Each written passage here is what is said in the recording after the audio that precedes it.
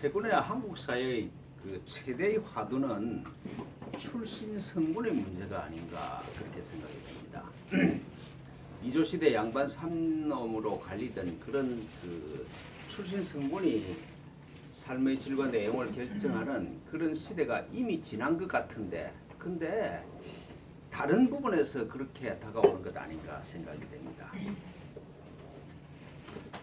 참 자유로운 민주주의의 사회, 모든 사람의 기회가 평등한 그런 사회를 만들기 위해서 열심히 노력했는데 거꾸로 가고 있다, 그렇게 말씀드릴 수밖에 없는 상황이 아닌가 생각이 됩니다. 내가 금수저 출신이냐 아니냐, 그게 모든 삶의 그 이후의 삶을 결정한다, 이렇게 대부분의 사람들이 생각하는 것 같아요. 이제는 개천에서 용나기가 너무 어려운 그런 분위기다, 그런 이야기들 많이 하죠. 뭐 창조주의의 건물주가 있다. 돈을 부자인 부모를 만나는 것도 실력이다, 그런 이야기까지 하잖아요. 그러니까 내가 가진 것이 모든 가치에 우선하는 그런 천민자본주의 사상이 온 사회를 침투하지 않는 곳이 없는 것 같습니다. 지금 우리나라를 이렇게 온통 흔들고 있는 그 조국 법무부 장관 후보자의 문제도 사실은 그런 거죠. 실제로는 금수저인데 흑수저의 폼을 잡아서 기분 나쁘다는 거잖아요.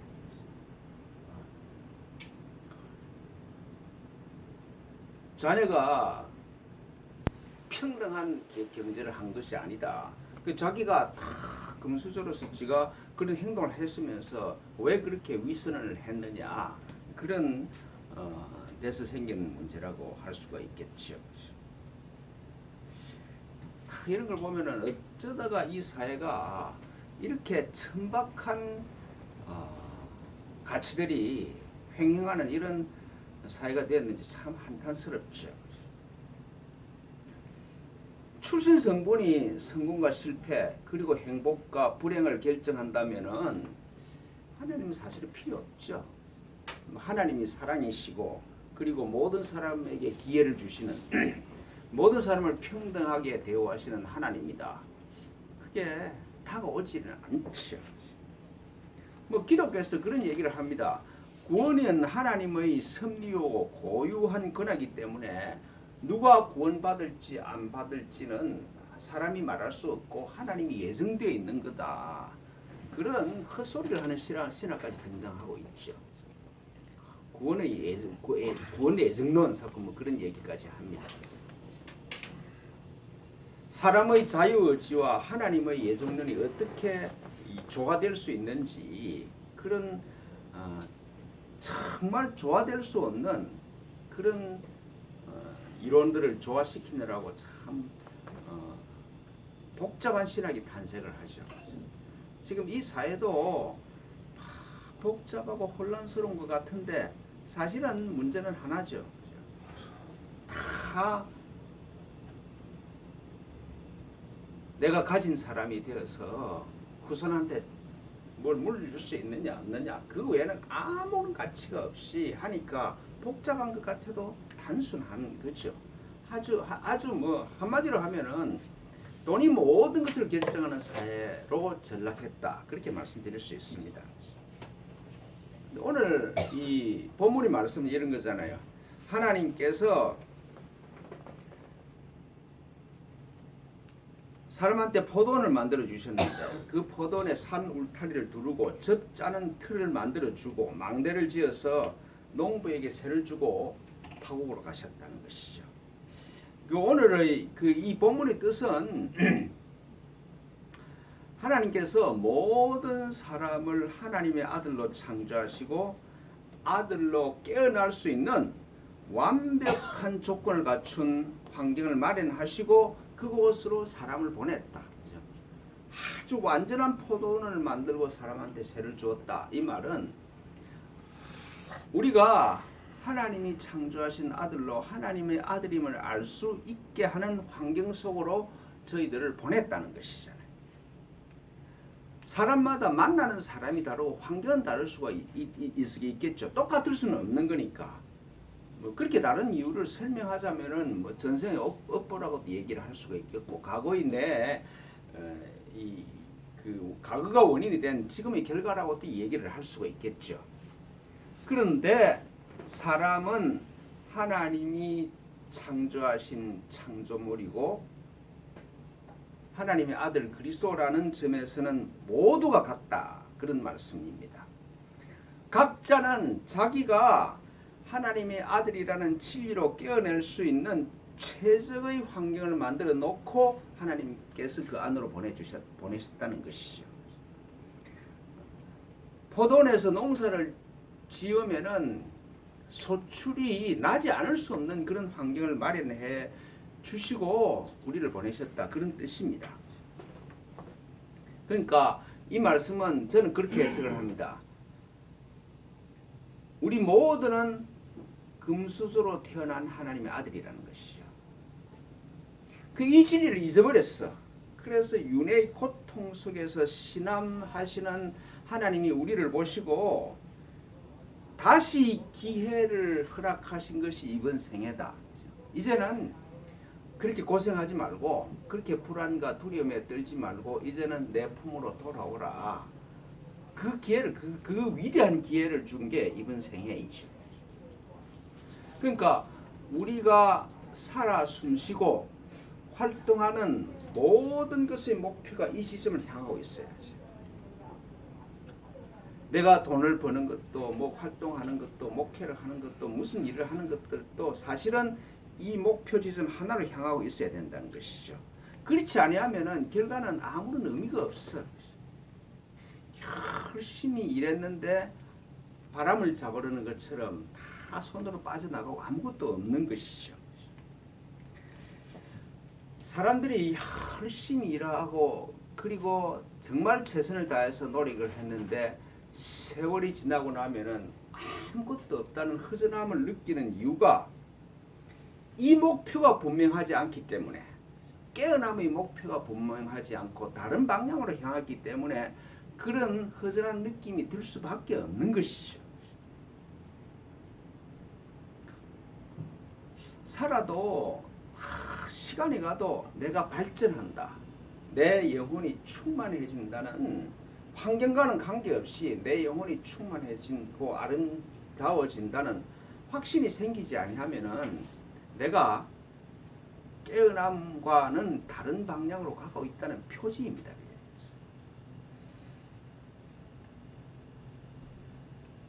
새를 주고 간 주인이 농부가 수확할 때가 지났으므로 소출을 얼마를 받으려고 종을 보냅니다.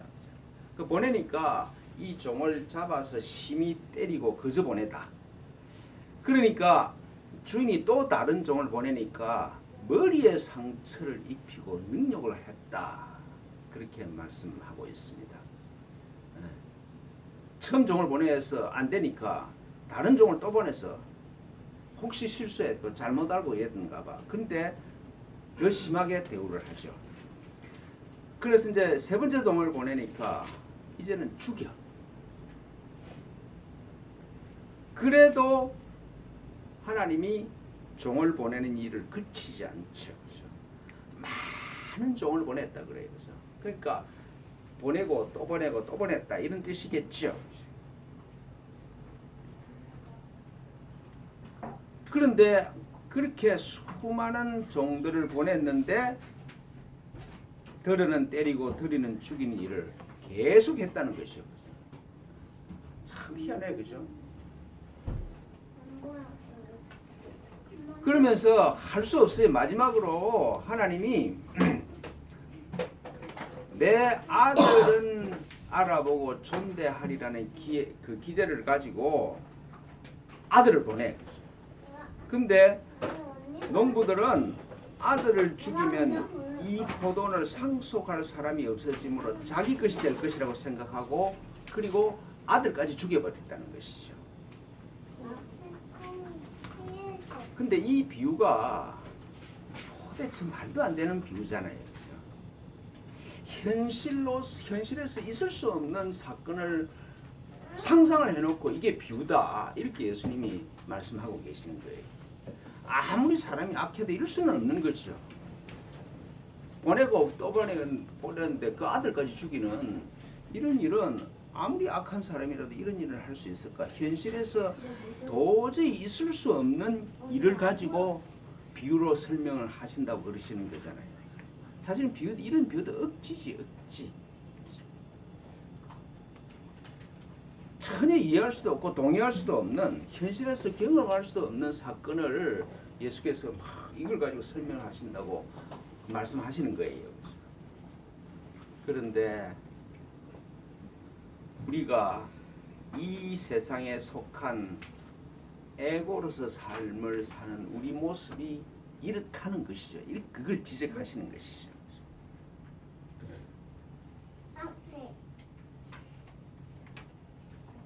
우리 삶의 모습이 이렇게 억지스럽다고 그렇게 예수님이 비유를 설명하시는 것입니다.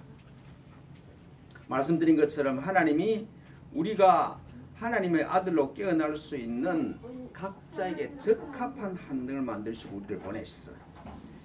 이것을 확인하라고 하나님이 당신의 종으로 이웃을 보내. 근데 그 이웃을 무시해. 또 보내. 또 무시하고 죽여. 또 보내. 상처를 입혀.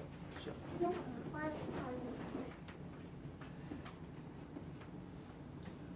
이웃이 하늘이 보낸 종이라는 그 진리가 보이면은, 그러면은 포도원을 새로 주신 분이 누구고, 그리고 내가 누군지가 분명해지는 것이다 말이죠. 왜 내가 여기 있는지가 분명해지잖아요. 그렇죠?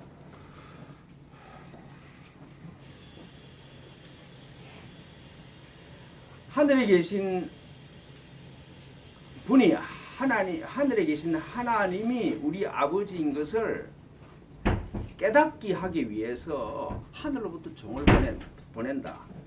쉬지 않고, 그걸 알아들을 때까지 쉬지 않고 보낸다는 것이죠. 그 종 중에 누구라도, 그렇게 수많은 종을 보내는데 누구라도 한 사람만 이 사람이 하늘로부터 온 사람이구나 라는 걸 보기만 하면은 이 사람의 마음과 삶의 상황은 완전히 달라져. 지금 내 이 삶이 하늘과 연결되어 있고 하늘로 가는 길이구나. 이게 보이는 길이 거기 있다 이 말씀이죠. 말씀드린 것처럼 모든 사람이 하나님의 아들이라고 그러면은 이웃은 하나님께서 나한테 하나님을 알아보라고 보낸 하나님의 아들이에요. 근데 그걸 우리가 끝까지 못 알아본다 이 말씀이죠.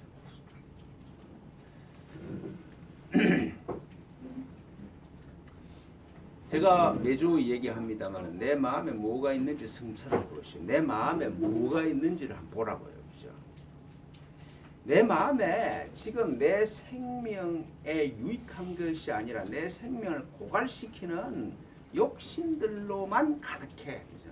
돈을 벌어야 되겠다. 목사면 교회를 부흥시켜야 되겠다. 뭘 해야 되겠다. 뭘 해야 되겠다. 목표로 가득해. 세상의 물건들로 가득해. 하여튼 욕심이 거의 전부를 차지하고 있죠. 근데 이웃으로 보면은 믿고 싫은 사람이 거의 대부분이에요. 내 마음이 내리는 평가와 판단으로부터 벗어난 사람은 한 사람도 없지 않을까. 이 사람은 이래 문제 있고 저 사람은 저래 문제 있고 이 사람이 이래서 싫고 저 사람은 저래서 싫고. 그렇죠. 정말로 내가 사랑할 수 있는 사람은 없어. 그리고 마음에 들지 않는 사람은 내 마음의 기억에서부터 지워버리려고 그래요. 인연이 끝난 사람은 다시 만날 일도 없고 좋지 않는 기억을 왜 떠올리고 사냐 말씀이죠. 이미 내 마음에서 죽여버렸어. 없어.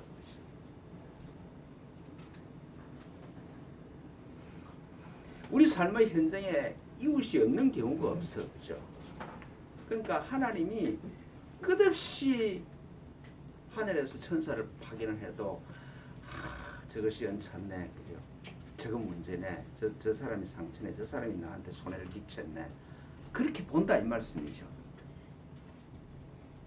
그런 이웃이 내 옆에 사는 감남을려의 그런 이웃이 하늘에서 보낸 종이라는 것은 상상으로도 안 합니다.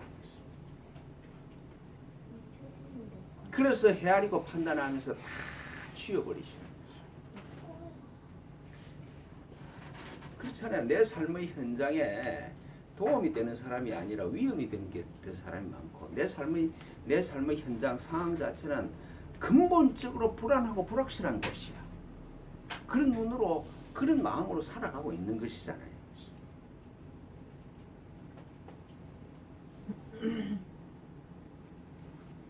제가 돈 많은 사람들을 만나서 막 누구를 도와주지 이러면은 그 사람들이, 나도 마찬가지고 그런 사람도 마찬가지고, 내 돈을 받을 만한 가치가 있는 사람이 없다는 생각을 거의 대부분이 합니다. 내가 가진 걸 투자할 수 있는 가치가 있는 사람이나 가치가 있는 일이 뭐가 있느냐, 없다. 그런 식으로 자기 위주로 살아가죠. 전부 다 끊어버리고. 근데 그 사람 마음 안에는 욕심밖에 없어.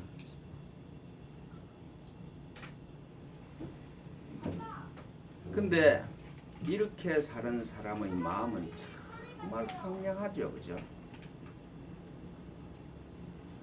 목표로 차 있고 욕심으로 차 있으면은 힘이 있고 생명이 충만한 게 아니라 점점 늙어버리고 생명이 사라져버리죠. 하나님의 아들인 이웃이 사라진 사람들의 마음은 사실은 풀 한 폭이 자랄 수 없는 척박한 곳이죠.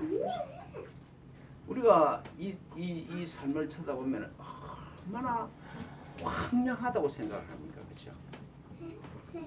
정치적인 상황을 보면은 진짜로 이게 사람 사는 세상인가 싶을 정도로 삭막하잖아요.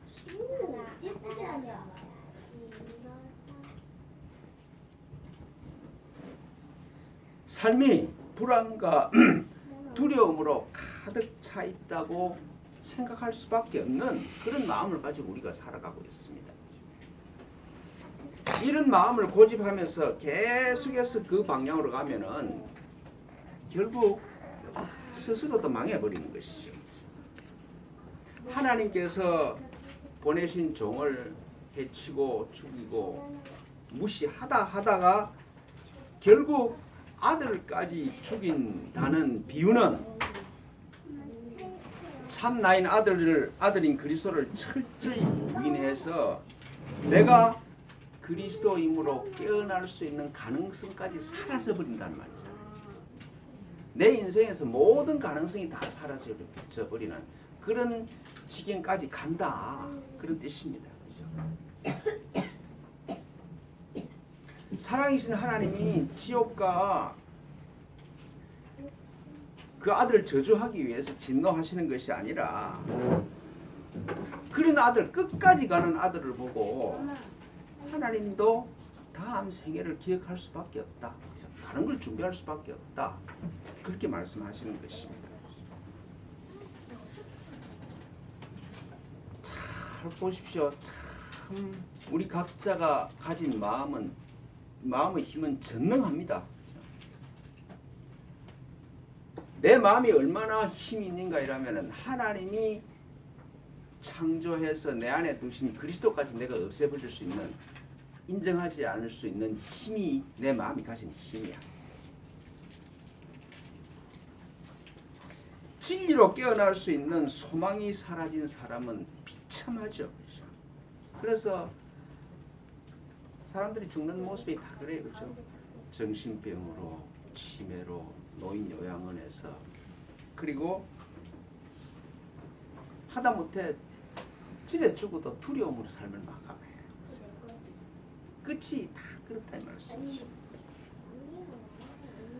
아들로 깨어나서 참 좋구나 그러면서 나가는 사람이 참 행복한 사람이고, 그런 사람은 참 드물죠. 내 마음의 방향에 따라서 거룩하고 아름다운 아들로 깨어날 수 있고, 그게 하나님이 우리한테 주신 위대한 기회다. 근데 반대로 가면은 나한테 같이 살라고 주신 이웃을 평가하고 헤아리고 미워하다가 죽여버려. 내 마음에서 이웃도 없애버리면은, 그러면 그 황량한 마음이 불안으로 가득 찰 수밖에 없죠. 그러니까 나중에 그렇게 끝이 비참해.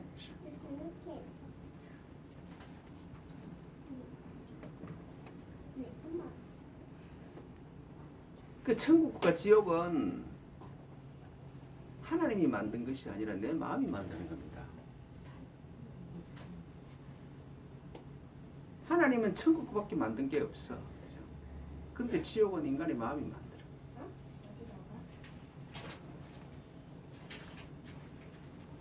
예수님이 이 진리를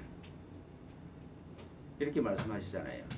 너희가 성경에 건축자들이 버린 돌이 모퉁이의 머릿돌이 되었나니 이것은 주로 말미암아 된 것이요 우리 눈에 놀랍도다 함을 읽어보지도 못하였느냐. 그렇게 말씀하세요. 내 인생에 쓸모가 없고 방해가 되고 마땅히 버려야 될 거라고 생각했어. 그래서 내 마음에서부터 먼저 다 죽여버린 이웃이 하나님이 사용하는 건축물의 머릿돌이야. 기이해. 사람의 눈으로 이해할 수도 없고 받아들일 수 없는 진리다. 그렇게 예수님 말씀하시잖아요. 너희들이 버린 돌을 하나님께서 건축물의 머릿돌로 사용하신다.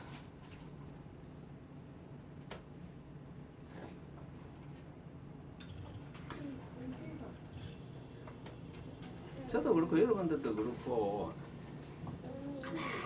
가만히 명상하시면서 내 마음에 지어버리고 미워한 사람들이 누군지를 묵상을 해보십시오. 그걸 정리 안 되면은 하늘로 가는 길도 없습니다. 그거 정리 안 되면은 다시 윤회하셔야 됩니다. 그렇습니다.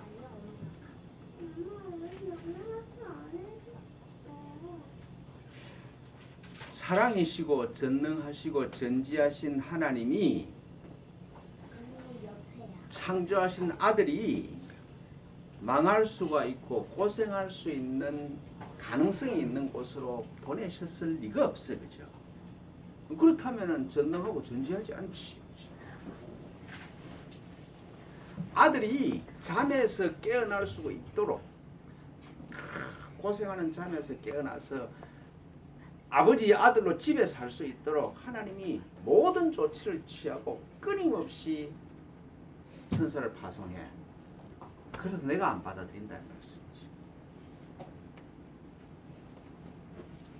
언제까지 하느냐? 스스로 깨어날 수 있는 가능성을 완전히 없애버릴 때까지 보내세요. 그죠? 그래서 예수님이 그렇게 말씀하시잖아요. 빛이 있을 때, 어둠이 덮치기 전에 깨어나라. 그렇게 말씀하세요. 의식의 빛이 있을 때, 그래도 분별이 가능할 때, 그 힘이 있을 때, 치매에 걸리기 전에 정신 차리라. 그런 말씀이죠.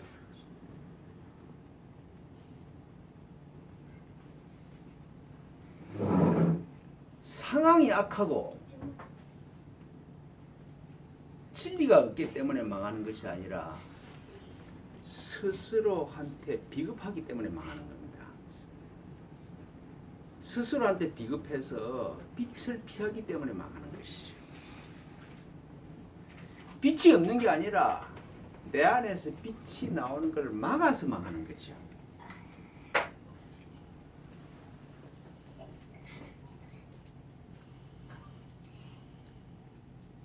돼지 눈에는 돼지만 보이고, 그죠? 사람 눈에는 사람만 보인다. 그러니까 내가 보는 눈이 없어서 망하지. 하나님이 망하게 하신 게 아니다 이 말씀이죠. 그러니까 내 마음을 성찰하지 않고 내 마음대로 살면은 모퉁이 돌이 될 수 있는, 모퉁이의 머릿돌이 될 수 있는 돌을 보고 쓸모없다고 시궁창에 처박는다는 말씀이죠. 다이아몬드를 돌이라고 버려.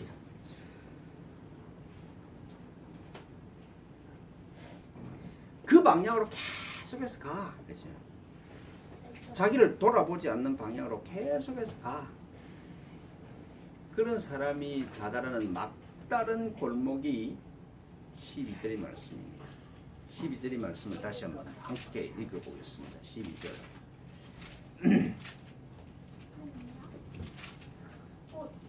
예, 함께 같이 읽겠습니다. 시작.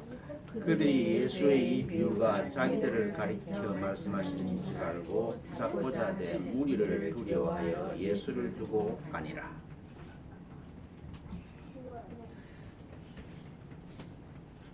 우리가 행복해질 수 있는 길이 그리스도인 줄 모르는 사람, 하나님의 아들인 줄 모르는 사람 안에서 하나님의 아들을 보면은 내가 가는 길이 열려. 이웃이 하늘에서 보낸 천사인 줄 알면 하늘로 가는 길이 열려. 나도 깨어나고 그 사람도 깨어나는 거니까.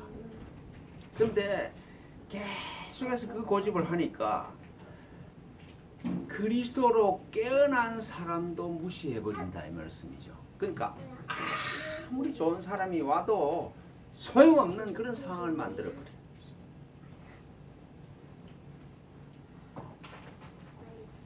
그리스도인 줄 모르는 사람을 알아보지 못하는 건 그래도 괜찮아. 근데 그리스도로 깨어난 사람이 이야기를 해주는 것들도 자기 마음에 없애버리는 것이. 잡아 없애버리고자 하는 지경으로 추락해볼 것이요. 모든 가능성이 사라져버립니다.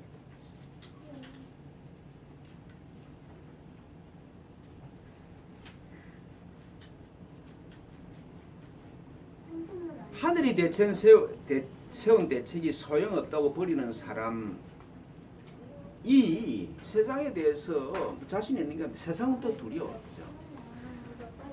분명한 건요, 참 나인 그리스도를 부인하면은 인생의 삶의 기본적인 기초는 두려움입니다. 두려움.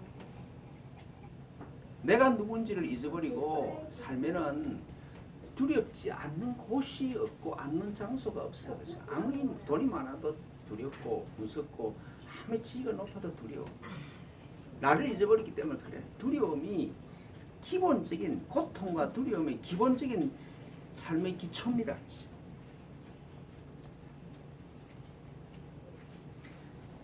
두려움이 내 안으로부터 나오기 때문에 아무리 대책을 세워도 소용이 없죠.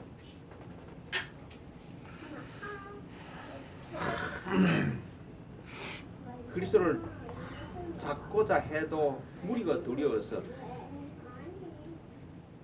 피해. 이걸 없앨 수도 없고 이걸 다스릴 수도 없고 참 고통스럽잖아요. 그죠?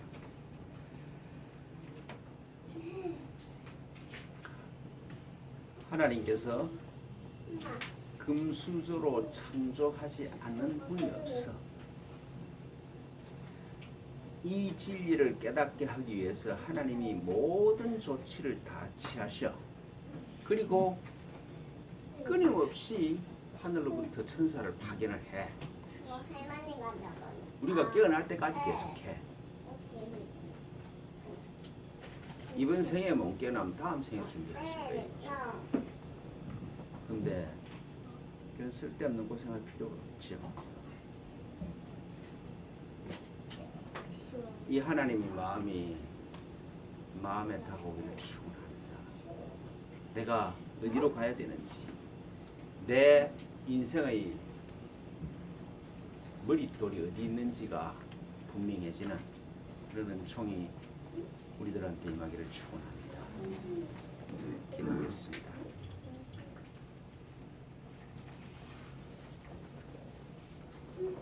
하나님 아버지, 우리 삶의 머릿돌이 어디 있는지 분명하게 보고 지금 여기서 저희가 당신의 아들로 깨어날 수 있도록 축복하여 주십시오. 주님께서 베푸시는 은총으로 우리가 항상 의스나 기쁘고 행복할 수 있도록 축복하여 주십시오. 그리스도이신 예수님의 이름으로 비나이다.